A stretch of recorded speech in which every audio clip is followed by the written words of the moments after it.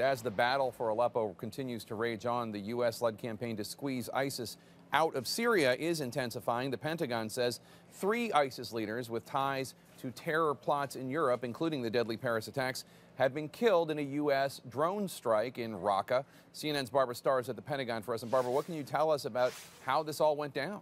Well, this one is very interesting, Jake. This was a U.S. military drone firing a Hellfire missile into a single vehicle traveling on a road. There were 3 men inside, only 3, and those were the 3 ISIS operatives that the Pentagon says today they said that they killed them on Sunday. Now, these 3 were all involved in plotting and facilitating attacks outside of Syria and Iraq against Western targets. In fact, 2 of them are said to have been involved in facilitating those deadly attacks in Paris back in November 2015, involved in facilitating the financing.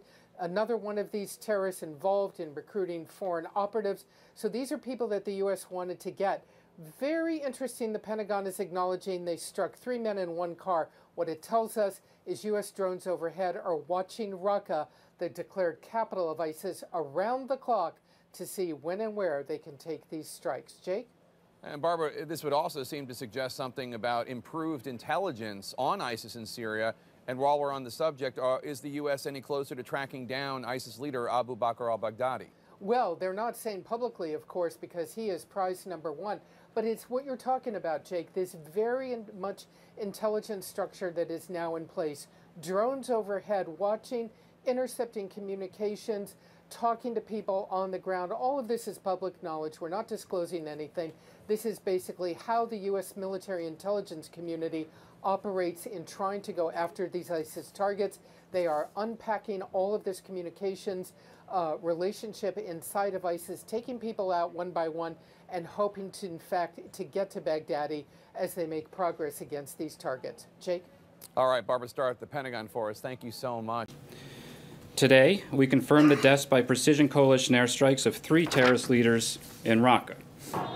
The White House added that 2 of the trio were responsible for, quote, planning and facilitating the November the 13th attacks in Paris last year, and that all 3 were plotting fresh attacks when they were killed on December the 4th.